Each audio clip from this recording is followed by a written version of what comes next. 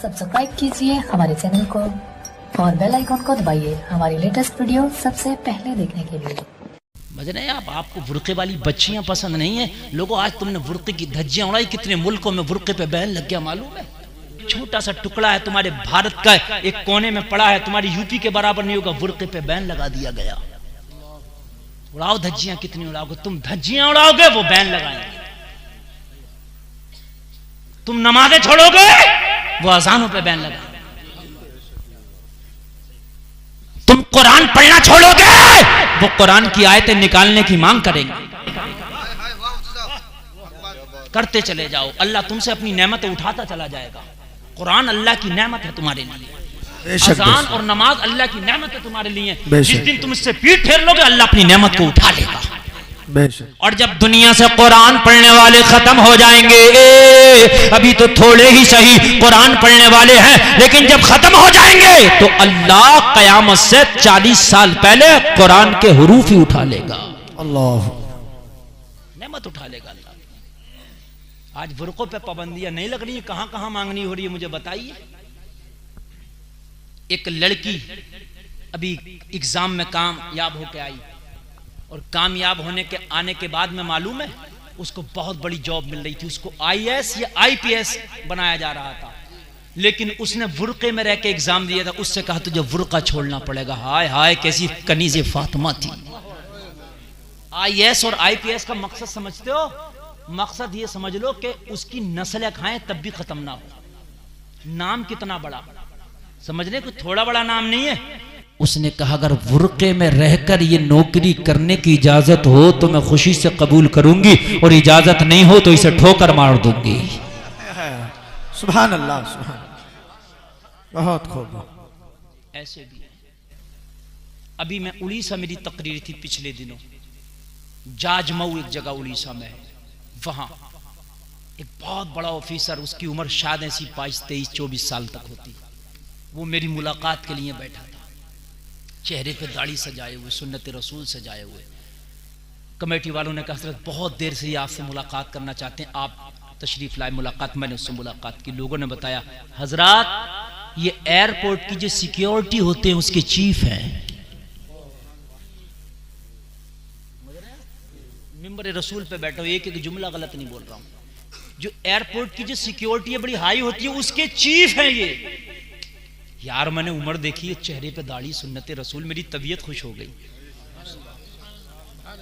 मेरी तबीयत खुश हो गई।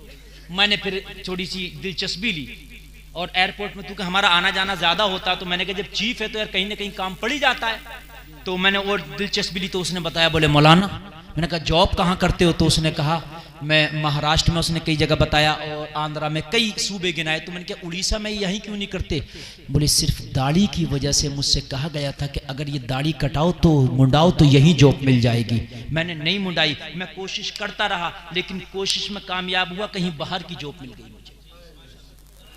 मैंने कुर्बानी दे दी, घर की कुर्बानी दे दूंगा, अपने बीवी बच्चों से दूर रह लूंगा, मगर मुस्तफा की शरीयत पे आंच नहीं आने दूंगा, मुस्तफा की सुन्नत को नहीं मुड़ाऊंगा। बोले मौलाना मैं अब तक और ज्यादा प्रमोशन हो गया होता, मैं थोड़ा नीचे रह गया सिर्फ दाढ़ी की वजह से। मैंने कहा अल्लाह तुझे मुबारक करे। कहने लगा मौलाना अगर ये दाढ़ी की बात हो तो अगर ये जॉब भी है तो इस पे भी ठोकर मार दूंगा। ऐसे लोग, सुभान अल्लाह, सुभान अल्लाह, बहुत खूब। ईमान वाला नौजवान था यार, मुझे नंबर भी दे के गया, मेरा नंबर भी लेके गया, मैंने बड़ी दुआएं दी उसे। है तुम सिर्फ इसलिए दाढ़ी कटा के नालों में फेंक देते हो कि तुम्हारी शादी नहीं होगी अच्छी जगह, इसलिए कि गंदगी तो गंदगी को पसंद करेगी ना। वो लड़की जो अपने जिस्म को दिखा रही है तो तेरी दाढ़ी क्यों पसंद करेगी? उसे तो गंदगी पसंद आएगी ना। 10 जगह खुद बात करती है तो 50 जगह ये बात करने वाला जेंटलमैन तो इसे पसंद आएगा। फिर तलाकों की नौबत आ रही है, क्यों आ रही है? इसलिए लोगों जो हर जगह जानवर मुंह मारता फिरता है, उसे एक जगह बांध के कितना भी रातब खिला दो वो जानवर मोटा नहीं होगा, इसलिए कि दूसरे की फसलों में मुंह मारने की आदत थी। एक जगह कुछ भी खिला दो वो मोटा नहीं होगा। ये जो दूसरों से दोस्तियां करती फिरती हैं, बुर्का छोड़ती हैं, जिस्म की नुमाइश करती है, एक से निकाह हो जाएगा, नहीं रह सकती, झगड़े होंगे, तलाक की नौबत आए। यही हाल है, हक बात है, हक बात है। नौबत आएगी, इसलिए कि इनकी आदत थी। अब शोहर मना कर रहा है, ये क्यों मान जाए? कहेंगे कभी हमारे अब्बा ने तो मना नहीं किया, तू क्यों मना कर रहा? तवज्जो, अरे बोले तवज्जो है कि नहीं? इधर देखिए, इधर देखिए, उधर क्या देखने? ये तो आज के बाद देखना इसे, ये आज के बाद आएगा नेट पर। आज तो मुझे ओरिजिनल देखो ना। हाय हाय लोगों जरा गौर करो, हम कहां चले गए मेरे भाइयों, जरा तवज्जो करो। कोई भी बात दिल पे लिया करो। एक होती है दिल लगी, एक होती है दिल की लगी। समझ रहे हैं आप? मैं कोई आपको चुटकुला नहीं सुना रहा हूं, मैं कोई शेख चिल्ली की कॉमेडी नहीं बता रहा हूं, मैं कोई कपिल शर्मा का शो तुम्हें नहीं बताने लगा। मैं तो खुदा की कसम वो बातें बता रहा हूं कि अगर पत्थर के सामने भी बयान करें तो शायद वो भी लर्जा लर्जा हो जाए। यार मुस्तफा के गुलामों को ये दिन भी देखने थे, है जो बेटियां पर्दों में, उनके रिश्ते नहीं आ रहे हैं, क्या करें? फिर उनके घर वाले कहते हैं थोड़ी एक्टिव करो, अपने आप को एक्टिव बनाओ, क्या करें? रिश्ते नहीं आ रहे उनके, उन बच्चियों से शादी करने तैयार नहीं, क्योंकि वो अपना जिस्म नहीं दिखाती। लोगों कान खोल के सुन लो, ये जो अजाब आ रहा है ये बेपर्दगियां ही है जो अजाब आ रहे हैं। अच्छा, अगर कोई बेचारी पर्दा करने लगे तो मालूम है क्या कहती हैं लड़कियां, उसकी सहेलियां और उसके रिश्तेदार और खानदान वाले, बड़ी मुल्लानी बन रही है। ये मेरे भाइयों जरा समझो, जरा सोचो यार, वो बेचारी अकेली क्या करे? तन्हा है, अकेली है, उसका कोई सपोर्ट नहीं। वो चाहती है कि उलमा की तकरीरें सुनिए, मैं अमल करूं। वो चाह रही थी, अंदर से उसका दिल चाहता था कि मुस्तफा की शरीयत पे अमल करूं।